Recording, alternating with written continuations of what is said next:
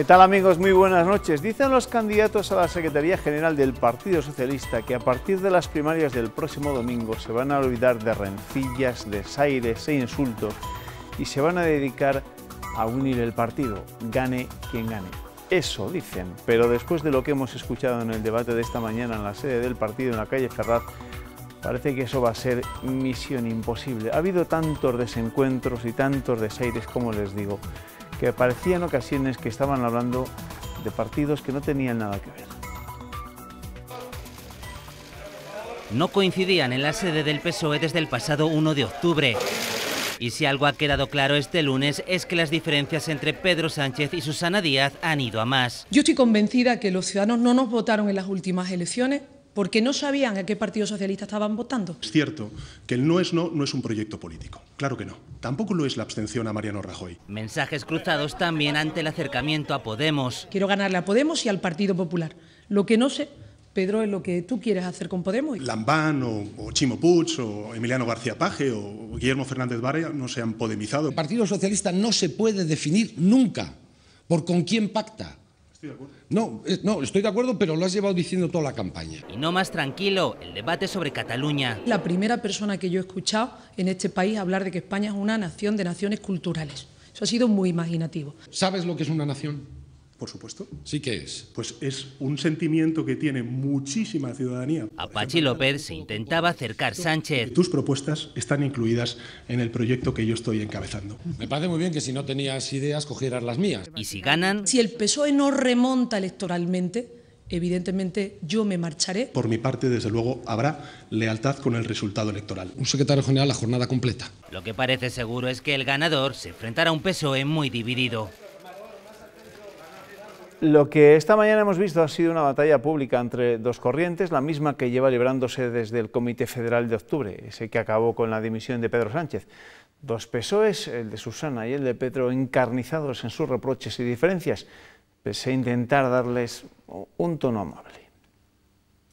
Yo no digo que tú seas voluble en absoluto, yo creo que tú vas cambiando de opinión en función de lo que te viene bien. Lo que me llama mucho la atención es que aquí estemos hablando de coherencia con una candidata que no ha presentado todavía su proyecto, que lo va a presentar mañana.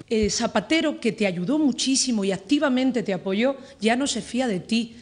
Felipe González, que era la persona que te aconsejaba y te ayudaba, tampoco piensa también que lo has engañado. Tu problema no soy yo, Pedro, tu problema eres tú. Uno ve cuáles son las preferencias de voto entre los votantes socialistas respecto a cuál es la candidatura ganadora, la candidatura perdedora, y cuál es la preferencia de votos entre los votantes del Partido Popular, y se da cuenta. Pues estamos así porque en lugar de enfrentarnos a la derecha, en lugar de enfrentarnos a los problemas que tiene la ciudadanía, nos hemos enfrentado entre nosotros. Lecciones de coherencia y de credibilidad las justas. Por cierto, si la abstención fue un error, Patxi, tú podías haber renunciado también al acta. Porque uno está a veces bastante harto de estos calificativos de traidores.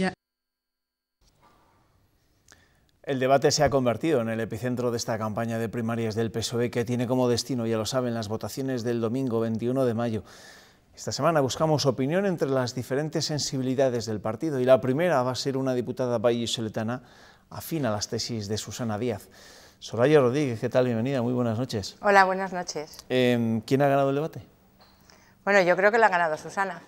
Creo que Susana Díaz ha mantenido el mismo tono que lleva manteniendo durante la campaña, un tono respetuoso, templado y luego sobre todo muy claro, muy sincero y muy honesto. En todo caso, creo que hemos visto a dos candidatos, Patxi López y Susana Díaz, hablando del partido, de los retos que tenemos por delante, y creo que hemos visto a un Pedro Sánchez hablando de sí mismo, de su pasado y de lo que quiere que sea su futuro. Pero por lo que hemos escuchado en ese debate, que han sido en algunos casos acusaciones bastante gruesas, ¿cómo puede salir el partido el lunes 22 de mayo después de las primarias? Bueno, el partido el 22 de mayo tiene que salir bien, porque indudablemente va a haber un resultado obtenido en las urnas de forma democrática por la expresión libre de todos los militantes, de quién quieren que sea la persona que en estos momentos duros y difíciles dirija el Partido Socialista. Por lo tanto, a partir del día 22, respetando escrupulosamente este resultado democrático, todo el partido se tiene que poner a trabajar, primero por reconstruir la unidad. Indudablemente el partido está muy quebrado, está muy fracturado, no es por las primarias, ya llegó así a estas primarias, y en buena parte esta fractura orgánica es cómo dejó el anterior secretario general a este partido, con una fractura orgánica muy profunda y un partido muy debilitado por los resultados electorales en el que obtuvimos 2 derrotas históricas en menos de 6 meses. Pero después de, no solo de lo que ha ocurrido en el debate de hoy, sino de lo que hemos escuchado desde el famoso Comité Federal del día 1 de octubre hasta hoy, ¿va a ser posible que el ganador integre al perdedor? Mire, tiene que ser posible, porque el Partido Socialista no aguanta mucho más tiempo en una situación como la que vivimos viviendo. Por lo tanto, hay que restaurar la unidad del partido, y eso se hace, desde luego, respetando el resultado democrático, con una voluntad muy clara, como ha dicho, como Susana Díaz la ha manifestado a lo largo de toda esta campaña.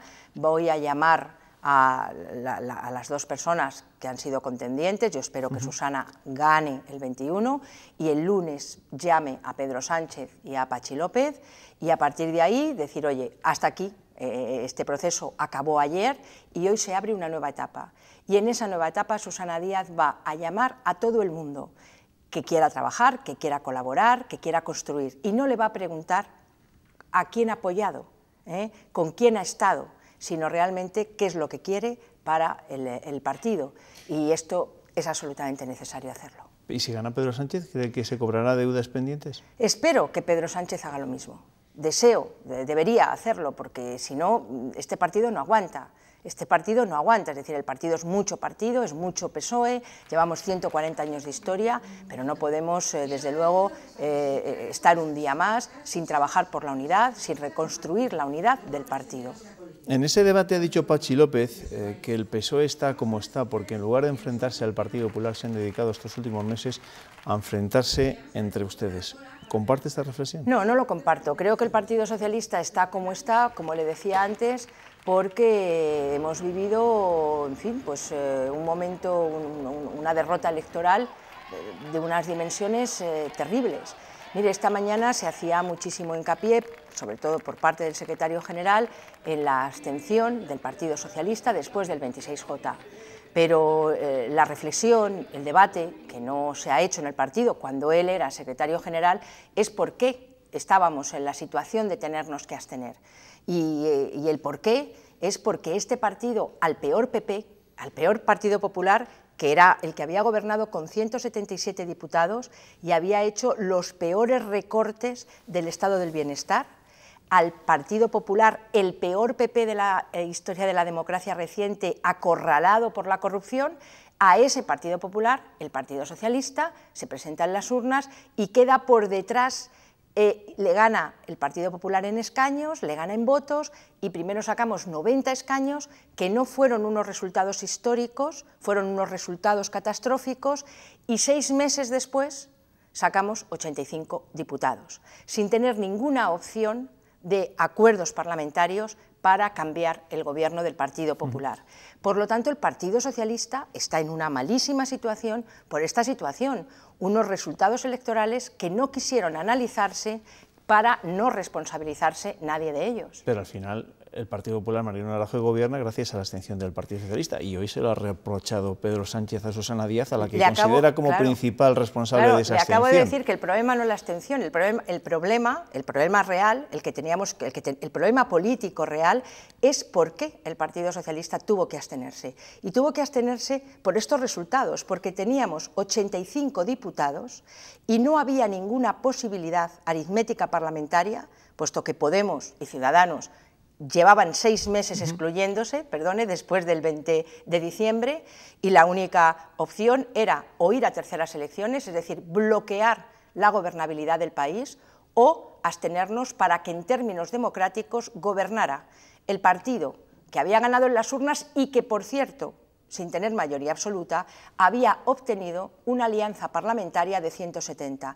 En este sentido, el Partido Socialista lo ha dicho siempre claro, es un partido de gobierno, y si no puede gobernar, o bien porque no gana, o bien porque no tiene capacidad para hacer una alternativa parlamentaria de gobierno, no bloquea el gobierno del país. Por lo tanto, el problema no es la abstención, el problema es el resultado electoral que este PSOE sacó con el peor PP de la democracia.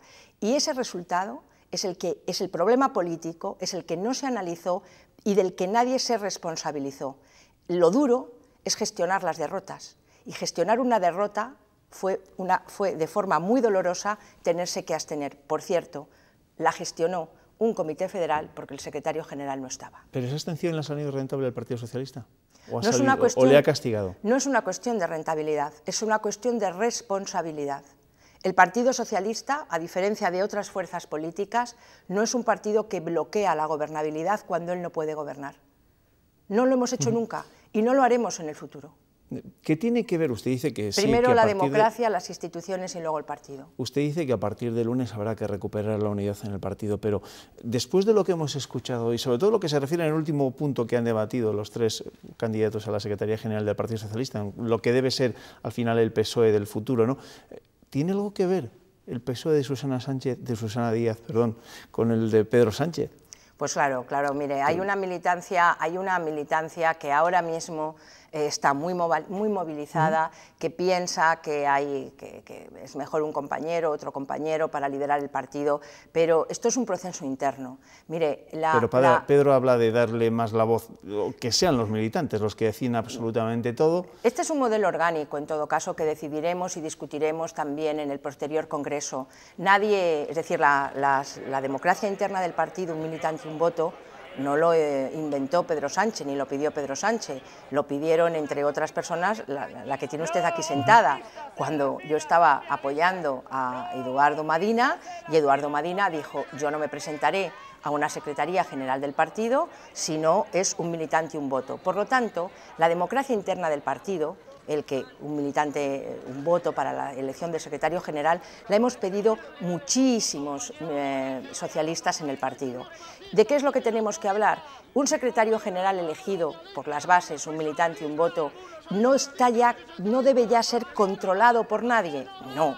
Un secretario general elegido por democracia directa indudablemente tendrá órganos también de control, de debate, de confrontación, a través de órganos representativos por democracia indirecta.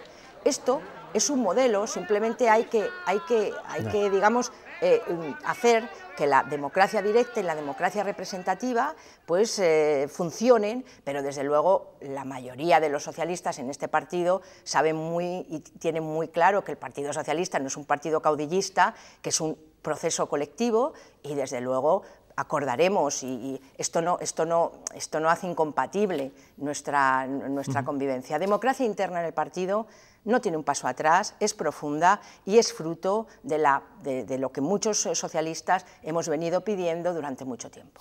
Bueno, antes me había salido el candidato ideal, Susana Sánchez, pues, igual de segundo apellido López, pues perfecto, se acabarían los problemas en el Partido Socialista, pero muchos de los problemas vienen precisamente por esas imágenes que acabamos de ver hace un instante, el recuerdo de aquel comité federal que entiendo que tanto daño le sigue haciendo al Partido Socialista, sí, es que se escucharon palabras muy gruesas por parte de los y sobre militantes. todo porque sobre ese comité federal pues se ha hecho un relato que responde mucho a lo que hoy se llama posverdad, ¿no?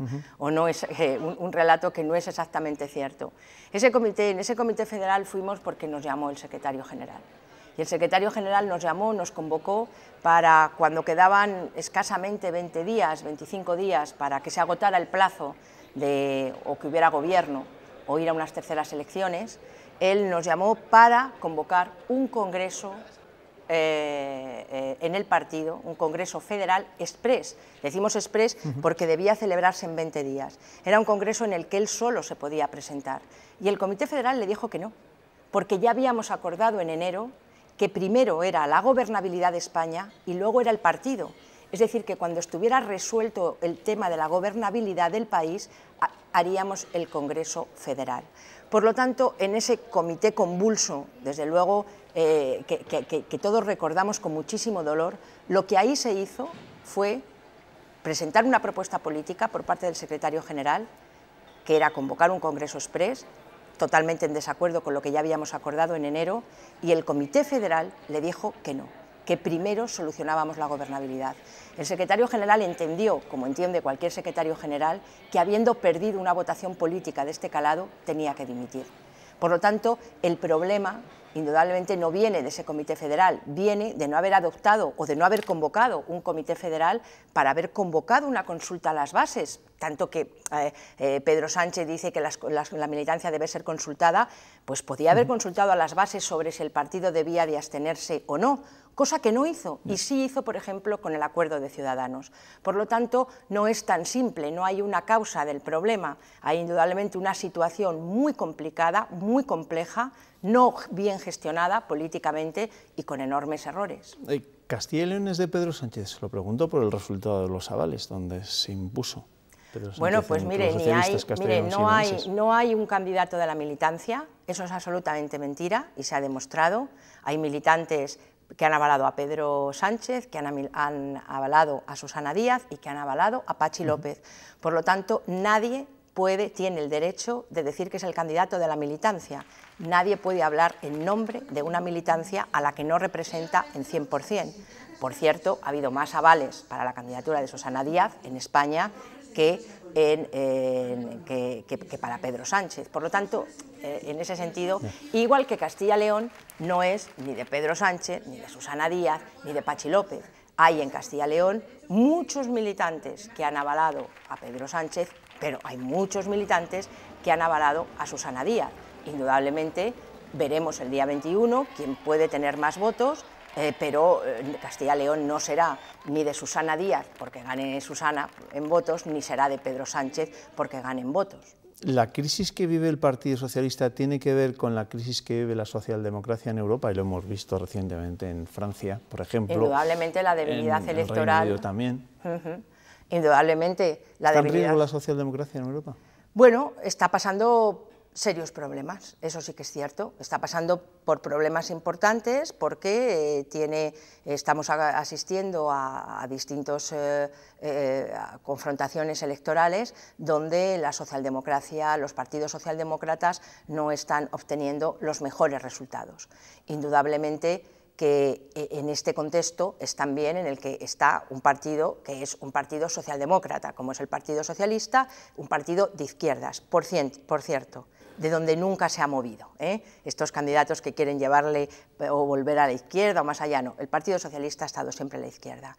Es cierto, son momentos muy complejos, son momentos difíciles donde la globalización, la salida de la crisis, pues nos plantean retos nuevos y la socialdemocracia, que dio una respuesta muy clara cuando las instituciones dependían del Estado-Nación, estado del bienestar, repartos redistributivos con impuestos, a través de servicios de sanidad, pues estamos buscando y no hemos encontrado la solución para la gobernanza de un mundo globalizado donde ya nada tiene que ver solo y únicamente con un Estado. Pero quisiera decirle que en estos momentos sí que se está demostrando que la elección de un candidato, de un buen candidato, es muy importante.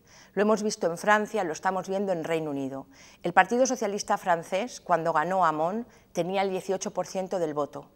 Cuando Hamon llegó a las elecciones, colocó al Partido Socialista francés en un 6%. Por lo tanto, un candidato equivocado con un mal proyecto, indudablemente, hoy más que nunca, puede llevar a un partido como el Partido Socialista francés o como el Labour Party en Reino Unido con Corbyn, que le puede llevar a la irrelevancia en estas elecciones. Por eso el día 21 el Partido Socialista se juega mucho porque en estos momentos tan difíciles, tan complejos, acertar en un buen liderazgo, con un buen proyecto, es fundamental. Soraya Rodríguez, diputada del Partido Socialista y partidaria de Susana Díaz en esas elecciones primarias del PSOE el próximo domingo. Gracias. Buenas noches. Sobre todo porque creo que necesitamos cerrar una etapa y abrir otra. Y nadie abre una nueva etapa volviendo al pasado, sino con liderazgos nuevos, con personas nuevas. Por eso creo que Susana Díaz va a ganar el día 21 y creo que es la mejor apuesta para el partido. Gracias, Soraya. Bueno, esta semana tenemos que hablar también con partidarios de las otras partes, que seguro que no comparten muchos de los criterios de mi invitada de esta noche.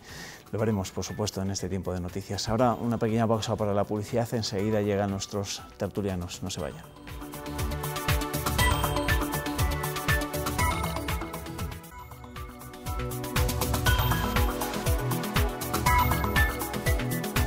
me han pillado hablando de fútbol con los tertulianos, de lo mal que nos puede ir en Burgos con algunos de nuestros equipos. En fin, ojalá que al final las cosas vayan mejor de lo que pensamos a estas horas. Tertulianos, ¿qué tal? Rafa Martínez, buenas noches. ¿Qué hay? Buenas noches. ¿Todo bien? Todo bien. Ignacio Fernández, ¿qué tal? Bienvenido, buenas noches. Buenas noches, muy pendiente del baloncesto Palencia, que en un rato empezará el día en que se la va a jugar al quinto partido, la posibilidad de nuevo de ganarse por derecho su plaza en la ACB, que no de hecho, que al final no jugaremos, pero en fin, bueno, la honra siempre nos quedará. Me recuerda aquí un amante del rugby que quizá en Burgos nos vaya bien con el aparejadores, o sea que ahí podemos estar de enhorabuena. En fin, Ernesto, ¿qué tal? Buenas noches. ¿Con qué vamos a empezar? ¿Con fútbol, con deporte? No. No, empezamos con el Diario de León, que destaca en su primera que la justicia rechaza paralizar las obras de la Plaza del Grano, como había planteado Ecologistas en Acción. Y, por su parte, también el equipo de gobierno municipal cita de urgencia a la Comisión de Urbanismo para debatir las peticiones de la oposición. Diario de Burgos, el 15% de los adolescentes que delinquen son reincidentes. Diario de Valladolid, El Mundo, el campo eleva ya las pérdidas por sequía y heladas a 1.000 millones de euros. Y la alianza UPA-COAG reclama a la Junta un rescate financiero ante lo excepcional de la situación. Si se han rescatado bancos y autopistas, ¿por qué no estas ayudas al sector? Diario La Razón, más dinero para becas y ayudas al estudio, profesores e infraestructuras educativas. Son algunas de las conclusiones del presupuesto de Educación, Cultura y Turismo que se han presentado en las Cortes. Diario ABC, a propósito del caso de la Perla Negra, Pilar del Olmo asegura que no conoció las gestiones porque delegó en Economía. Y el Diario de Soria, la entrada del ACUS en norma aumenta en un 25% los empleos. La compañía ubicada en San Leonardo alcanza los 292 trabajadores en el primer cuatrimestre y prevé incrementar en 7 millones la facturación y llegar hasta 25. Diario de Ávila destaca en su primera la inauguración del Centro Lagunas de la Moraña en la localidad morañega del Oso, el tesoro natural del Oso. Y la Nueva Crónica de León destaca que la autopista de Asturias ingresa cada día más de 100.000 euros. Diario Palentino destaca en su primera la imagen del paso en barca del Carrión por parte de San Isidro para celebrar su fiesta en la campa del monasterio de San Isidro de la Trapa.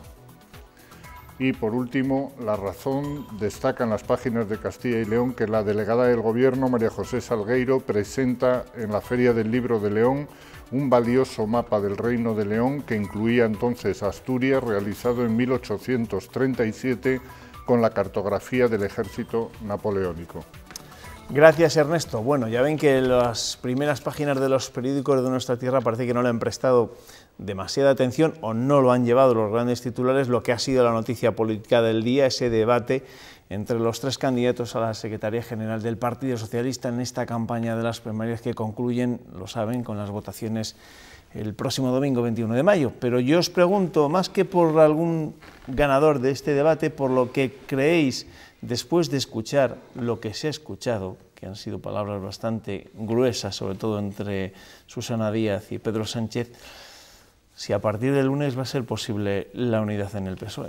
Eso es lo único que yo no sé, es la duda que tengo, si el PSOE se encuentra en un punto de no retorno, una vez llegado el cual será muy difícil restañar la unidad en el Partido Socialista Obrero Español, porque las otras dos cosas ya las sabíamos, que no hay unanimidad respecto de la visión de España, de los tirios y de los troyanos que han debatido hoy, y que tampoco saben muy bien a qué carta de sociedad quedarse, sin una más próxima a lo que ellos llaman la derecha, en cierta afinidad con criterios socialdemócratas, o si están más próximos a una sociedad más radical, que sería la versión de Podemos. Pero si van a seguir unidos o no, no lo sabremos, porque todo dependerá. Es que parece que estamos hablando de dos partidos diferentes. Bueno, es que el nivel de enfrentamiento está siendo muy terrible, hasta incluso un punto a veces irresponsable, en tono personal, lanzándose dardos muy tremendos.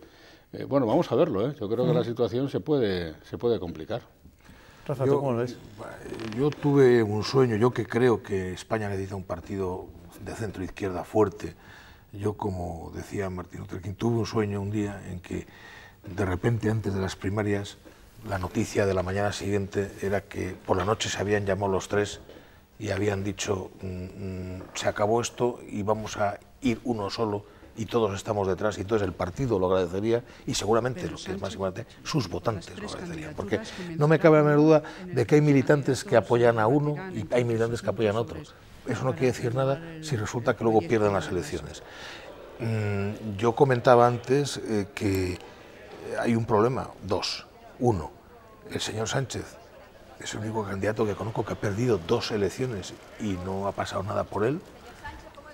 Y 3, en cualquier caso, ninguno de los candidatos es un líder, y menos un líder para un momento en crisis. Seguramente no estábamos acostumbrados a ver periodos a la baja de partidos importantes, un partido como el PSOE, y seguramente no sabemos cómo se pueda solucionar. Esperemos que no sea ni a la francesa, ni mucho menos a la griega, pero mal van las cosas. Bueno, no sería el de hoy el peor momento, porque el peor momento se puede marcar en el Comité Federal de otoño del año pasado, cuando acabó aquello como el Rosario de la Aurora, pero desde entonces la deriva ha sido incesante. Y yo creo que, efectivamente, eso va a tener un rédito electoral. El de hoy era un producto para militantes, era un producto en clave interna. De hecho, lo que hemos visto esta tarde, que son las encuestas digitales, pues todo indica que lo único que pone de manifiesto es que hay una mayor movilización por parte de la gente de Pedro Sánchez, que son los que han votado diciendo que Pedro Sánchez ha ganado. Bueno, también es cierto que el CIS registraba estos días una cierta recuperación del voto del Partido Socialista, pero la clave está en si el Partido Socialista se va a poder saber defender de sí mismo, si va a recuperarse después de este lance. ¿Dais alguna posibilidad a Patxi López? Os lo pregunto sobre todo, parece que es evidente que no va a ganar el domingo, pero después del papel que ha ejercido hoy, que ha intentado ejercer durante toda esta campaña de las primarias, ¿no?, más de moderador, de buscar el consenso, la unidad y no tanto el enfrentamiento como han buscado tanto Susana como Pedro, ¿esto le puede dar alguna oportunidad o no es tiempo para los que mantienen la equidistancia? Yo es que creo que Patxi López me da la sensación de que va a estar con uno o con otro en cualquier caso. ¿Sí? Sí, porque, no por él, sino porque el uno o el otro van a demostrar lo que no pueden demostrar con el tercero. Es decir, Pedro Sánchez no va a incorporar a Susana a ningún sitio, pero Pedro Sánchez, si le tuvo ya de presidente de las Cortes, o sea, decir, que Pedro Sánchez le podría dar cancha, y Susana demostraría lo mismo. O sea, yo creo que Patxi López, en ese sentido, en el sentido de su proyección pública, es el que más seguramente lo pueda tener. Sin embargo, a mí me parecería muy decepcionante una coalición de perdedores. Este proceso está previsto para que gane uno y pierdan dos. Todo lo demás sería un cambalache inaceptable. Eso puede valer, por ejemplo, para hacer presidenta de la Junta de Andalucía a Susana, que perdió las elecciones porque ganó el PP y acabó gobernando. Pero es verdad, por otro lado, que duda cabe, que este es un proceso de un ganador y dos perdedores. Si luego resulta que pierden dos, se coaliga Patxi López con uno de los dos perdedores y eleva a secretario general al que ha perdido la elección, yo creo que eso garantizaría una ruptura evidente. Eso es una cosa clara. Hay una pregunta que sí que me gustaría que respondierais o que plantear. Es decir, el electorado, el que tiene que votar en las elecciones al Partido Socialista, o a otro partido, pero el posible electorado del Partido Socialista, ¿cómo ve a cualquiera de los tres candidatos que han estado pegándose? Es decir, si estos señores, me parece muy bien que hablemos de primarias y no sé qué, pero es que el nivel al que se ha llevado, sobre todo entre Pedro Sánchez y Susana, ¿cómo ve el posible votante que me gobierne un señor, la posibilidad de que me gobierne un señor o una señora que no han sabido manejar su casa internamente? Hombre, pues mucho crédito no va a tener ante el electorado precisamente después de seguramente todo lo contrario, pero también habrá que ver qué electorado, porque, en fin, aquí hay una candidata del sur cuyo electorado seguramente sea distinto del electorado del norte. Sí, eso sí que hay que evaluar, a ver. Sí. Es complicado, ¿eh? Sí, es complicado, y esta semana va a ser la semana del Partido Socialista. Hoy hemos hablado con Soraya Rodríguez, la diputada del Partido Socialista por la provincia de Valladolid, que es una declarada afín a Susana Díaz. Esta semana hablaremos también, como no, con algún sanchista que en nuestra comunidad hay varios, porque de hecho fue Pedro Sánchez el que ganó en la recogida de avales entre la militancia del PSOE de Castilla y León. Vamos con más asuntos. La consejera de Hacienda desconocía las operaciones de tasación y compra del edificio conocido como la Perla Negra en Valladolid, en Arroyo de la Encomienda, una operación que tuvo lugar en 2009. Es lo que ha declarado este lunes Pilar del Olmo al juez que instruye el caso. Del Olmo ha trasladado también al magistrado que en esa época el control correspondía a la Consejería de Economía, que dirigía entonces Tomás Villanueva.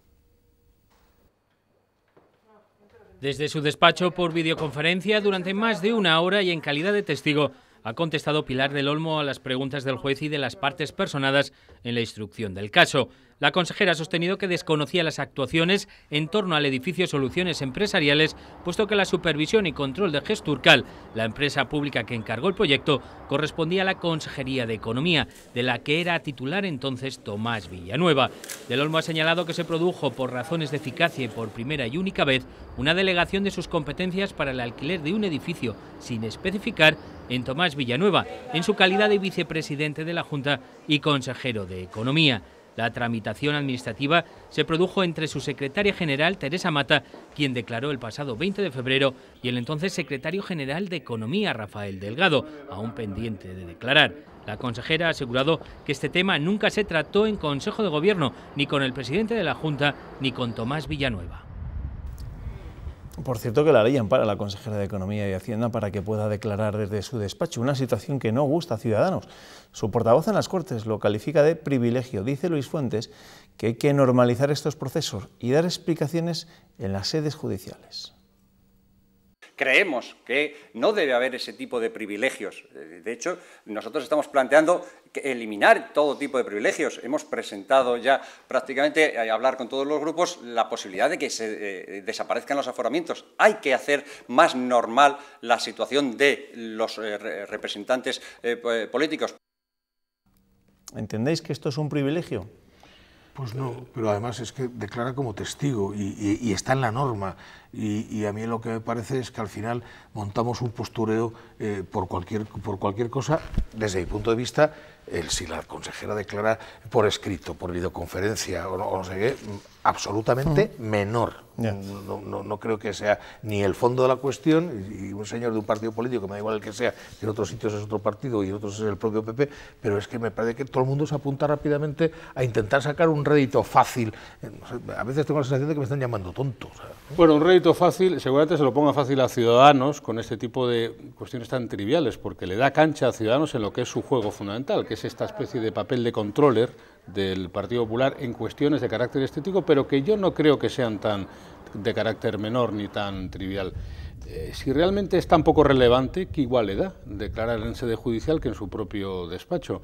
Si realmente de lo que se trata es de evitar la audiencia pública, ¿qué tiene que ocultar? Si realmente de lo que se trata es de ofrecer todas las explicaciones, que es la versión sistemática de la Junta de Castilla y León respecto de lo judicial, y yo lo que quiero es que me llamen a declarar para acreditar mi posición, pues que lo mismo le da que le llamen como a cualquier ciudadano. Sí. Yo creo, francamente, que Pilar del Olmo no tiene nada que ocultar. En este asunto ha demostrado suficientemente su cuidado en la gestión del dinero público. Precisamente por eso, que igual le daba declarar en sede judicial. Sí, yo estoy de acuerdo. Estoy de acuerdo contigo en que seguramente a mí las explicaciones me convencen y creo que conozco la Junta un poco por dentro.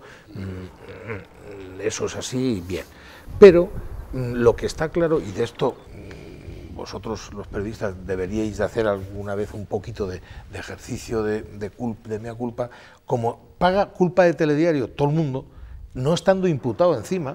O sea, que es que encima esto es un caso de testigo, es decir, es que apareces en la audiencia y siempre hay un X% de la población que esta fue al juzgado. No se sabe si fue al juzgado porque estaba imputado o si fue al juzgado porque fue testigo. O sea, que de alguna forma, evidentemente, la normalidad dice, bueno, si yo tengo que declarar eso, estoy de acuerdo contigo, pero seguramente se está precaviendo... 20 segundos, Rafa. Imagínate un empresario o un trabajador o un autónomo que se ve inmerso en una circunstancia judicial por distinta naturaleza. Por ejemplo, una denuncia pues porque se ha producido un impagado y tienes que acabar en ese juicio y vas a declarar. ¿Qué puede pensar esta gente que acaba en el juzgado, en calidad de testigo, sentados en un banquillo, en un procedimiento, que haya políticos que de alguna manera también están reclamando su posibilidad de ser normales y corrientes? Te aseguraré, Nacho, que el 100% de los empresarios que tengan que ir algún día por penaos. Pues positivamente porque están haciendo la reclamación. No, pero van y no hay 18 periodistas, 2 cámaras de televisión a la puerta. Bueno, pero va una consejera y sí.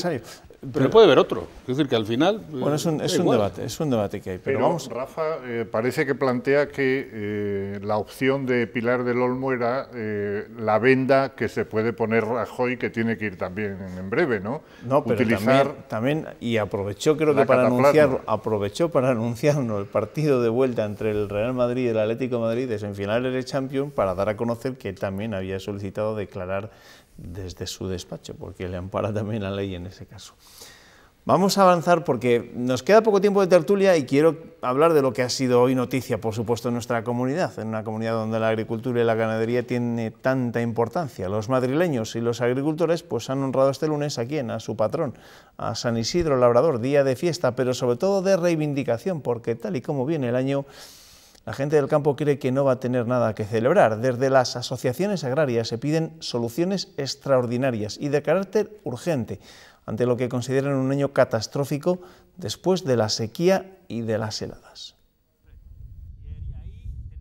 Las cifras confirman el desastre. Pérdidas de más de 900 millones y más de un 40% de la superficie del cereal que se irá al limbo a causa de la sequía. Sí, sobre todo ya el agua para muchas parcelas ha venido muy tarde, los daños ya son irreversibles. Las heladas y tormentas de las últimas semanas no han hecho sino extender el problema a otros cultivos, como la vid.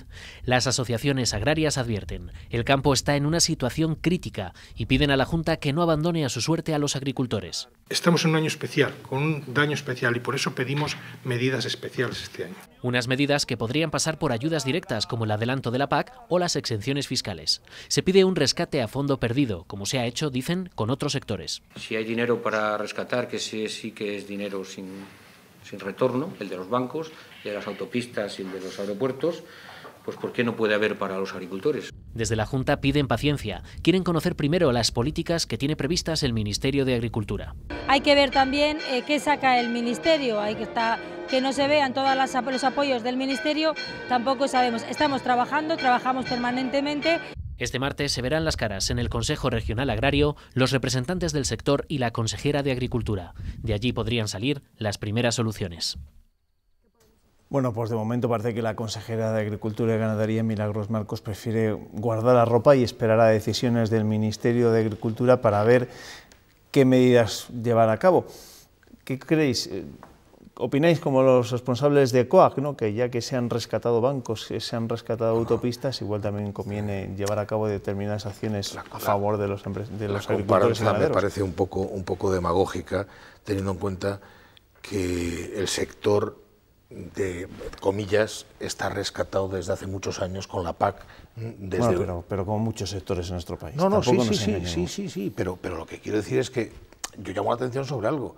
Si después de una política de pantanos de la dictadura, si después de unos planes de regadío, si después de unas concentraciones parcelarias, cada vez que hay sequía tenemos un problema, hay un problema estructural gordo. No nos engañemos. No puede ser una recidiva año tras año. Tengo muy buenos amigos agricultores, de los que trabajan en el campo y también de los que viven sin trabajarle. Pero no es eso.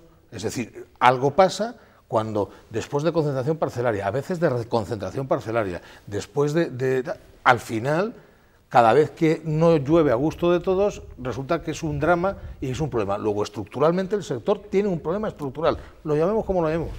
Además, yo creo que el rescate sería muy difícil de materializar. ¿Cómo lo haces? ¿Con qué planteamiento? ¿Cuál es la renta objetiva a la que habría que llegar para cubrir ese gap entre lo obtenido y lo deseable? A veces hay que pensar si los eslogans de las organizaciones agrarias están previstos para las propias organizaciones o para el sector en sí.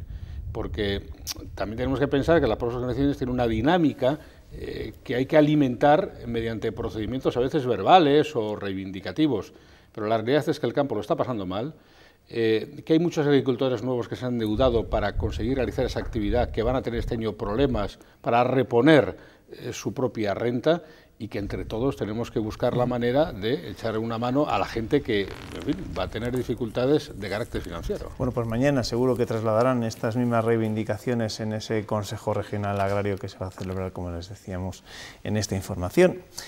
El consejero de Educación, al que hoy le tocaba explicar su presupuesto en las Cortes, ha anunciado en sede parlamentaria una convocatoria histórica de empleo público docente para 2018, en total 1.500 plazas. Después, en el informativo de las 8:30, el que presenta mi compañera Alejandra Abad, nos ha adelantado que el examen será en julio y que Castilla y León se está coordinando con otras comunidades para evitar el efecto llamada.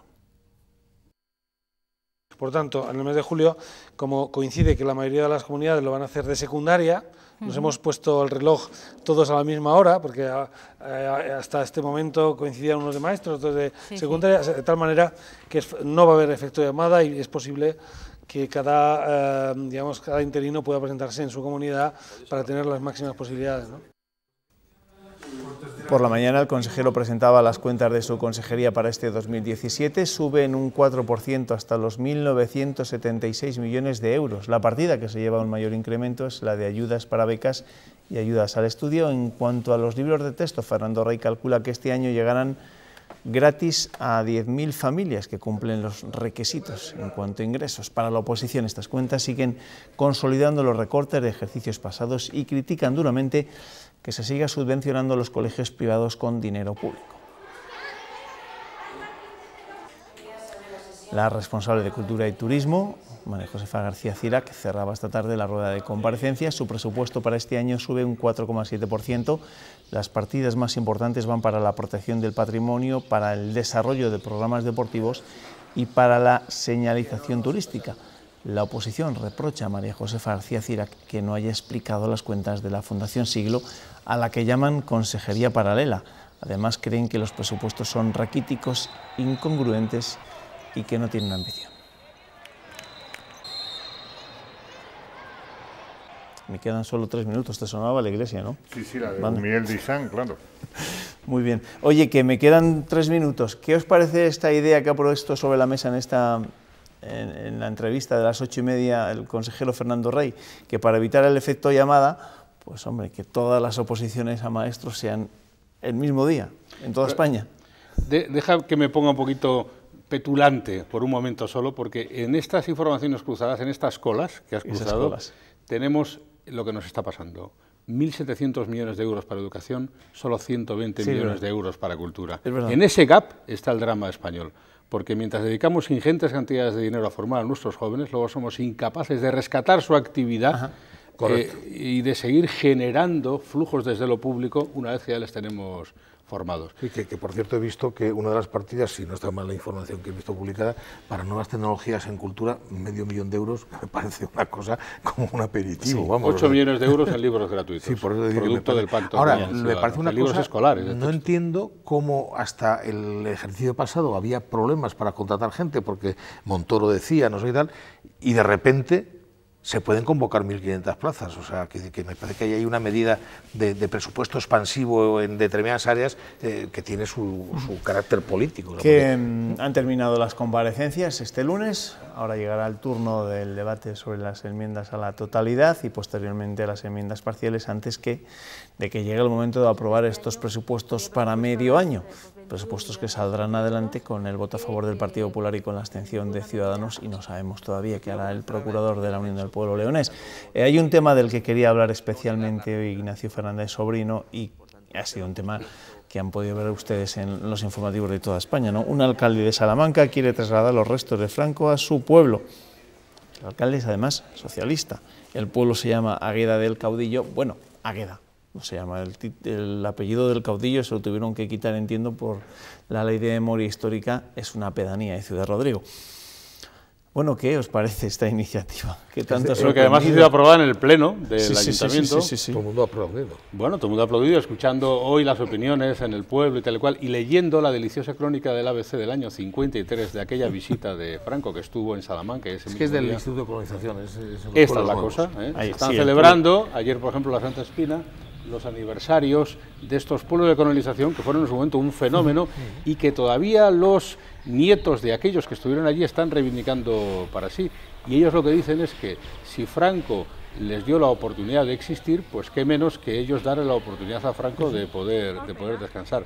Me parece una historia de esas de la España característica, que a veces estos contertulios, Rafa, que somos tan ilustres y que tanto sabemos, no nos damos cuenta en realidad de que hay una España freática por debajo, muy... Decía yo antes a Ernesto, estas cosas de España, a lo mejor insultamos a don Ramón si las llamamos esperpento, están más cerca de la astracana a veces. Bueno, ¿no? Pero formaría parte de esa España que al final es relevante.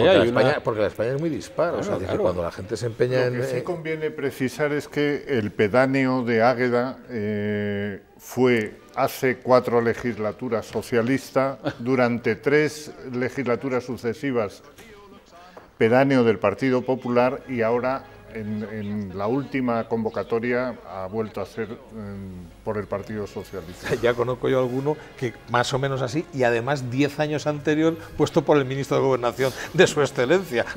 Una historia curiosa. De momento ya saben que todavía tiene que tomar la decisión definitiva el Gobierno, porque el hecho de que la aprobaran la semana pasada en el Congreso de los Diputados no significa que el Gobierno está obligado a trasladar esos restos de Franco desde el Valle de los Caídos a vete tú a saber dónde. En Águeda han pedido que pueda ser allí. En fin, seguiremos, como no, esta curiosa historia. Gracias a los 2 palentinos que me han acompañado esta noche en la tertulia. Gracias a vosotros por este reencuentro que hacía ahora unos meses que no le veía. Qué bonito, ¿ves? Y es que al final esto parece un programa de reencuentros. Lo que necesitas es amor. Ernesto, nos vemos mañana, ¿vale? Hasta mañana. Hasta mañana.